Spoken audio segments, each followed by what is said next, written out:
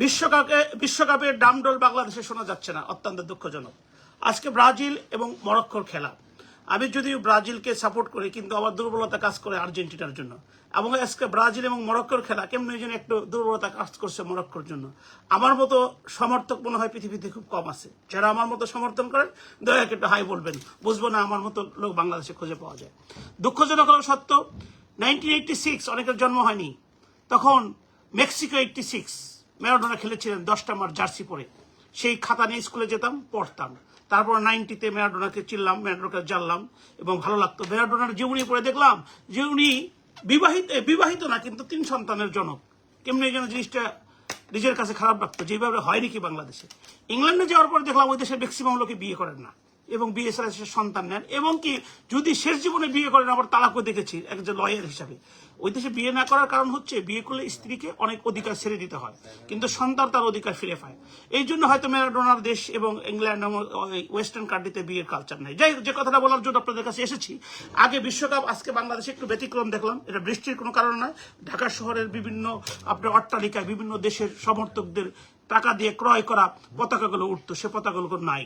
যদিও সেটা আমাদের দেশের পতাকা নয়, পতাকার জন্য কোনো সার্বভৌমত্ব কোশ্চেনের সম্মুখীন হয় না, কিন্তু সমর্থকরা বিশ্বকাপের মধ্যে ফুটবল খেলা দেখে তারা আনন্দিত হয়। বিশ্বকাপটা কিন্তু এটা একটা সার্বজনীন খেলা, এটা গলফ খেলার মতো না, ক্রিকেট খেলার মতো না। ছোটবেলায় আমরা খেলেছি, ওই যে এখন ধানের মৌসুম, যারা গ্রামে আমার মতো বড় হয়েছেন তারা জানেন যে ওই ধান দিয়ে পুটলি বানিয়ে ফুটবল খেলতাম আমরা, জাম্বুরে দিয়ে ফুটবল খেলতাম। আর ফুটবল খেলা এমন একটা জিনিস, যখন ধান কাটতো ওই ফাঁকা মাঠে ফুটবল খেলতাম, ফাঁকা যে কোনো জায়গা পেলে ফুটবল খেলতাম। ক্রিকেট কিন্তু অনেকটা সেরকম খেলা যায় না, আর গালফ তো দূরের কথা। কিন্তু বাংলাদেশের যে গালফ মাঠগুলো দেখবেন, দেখলে আপনি সারপ্রাইজ হয়ে যাবেন। এগুলো একমাত্র দেশের বড় লোকের খেলা, এবং বড় লোকদের যারা আমাদের ভাগ্য নিয়ে সিনেমিনি খেলে, হয়তো যাদের কারণে আজকে আমরা বিশ্বকাপ খেলা দেখতে পাচ্ছি না। তা আমার কাছে একটা জিনিস মনে হচ্ছে, অনেকে আমাকে জিজ্ঞেস করেছেন যে বিশ্বকাপ খেলা কি শেখ হাসিনা এবং শেখ হাসিনা আওয়ামী লীগের নেতাদের মধ্যে পালিয়ে গিয়েছে নাকি? যদিও সে কথাটা 100% সত্য নয়, কিন্তু একটা কথা কিন্তু সত্য।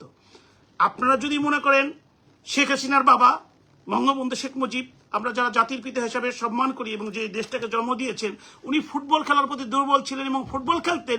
এমনকি শেখ কামাল আবাহনী ক্লাবকে সৃষ্টি করেছেন এবং ফুটবলের জন্য ডেপুটি ছিলেন, এবং শেখ কামালের স্ত্রীও একজন খেলোয়াড় ছিলেন। এই জন্য বাংলাদেশের মানুষকে ফুটবল খেলা ভুলিয়ে দিবেন। দুঃখজনক হলো সত্য, আপনার মানুষের মন থেকে বিদায় দিবেন। কারণ ফুটবল খেলা হচ্ছে জনগণের, যারা পুটলি ধানের ওই খড় দিয়ে পুটলি বানিয়ে খেলে, জাম্বুরি দিয়ে খেলে, সার্বজনীন খেলে। একটা ফুটবল 22 জন প্লেয়ার পৃথিবীতে খেলে। এবং আমি যে বেঁচে আছি 4 বছর পর পর খেলা দেখি, নিজেকে সৌভাগ্যবান মনে হয়। তাই সর্বশেষ বলবো, বঙ্গবন্ধু ফুটবল খেলা ভালোবাসতেন, ফুটবল খেলতেন। শেখ কামাল আবাহনী সৃষ্টি করছেন দেখে বাংলাদেশের মানুষকে ফুটবল খেলা ভুলিয়ে দিবেন? দয়া করে বিশ্বাস করুন এই হতভাগার কথাটা। এই কাজ নিয়ে যদি ইন্টেনশন নিয়ে করেন, আপনাদেরকে মানুষ ভুলে যাবে। সবাই ভালো থাকবেন।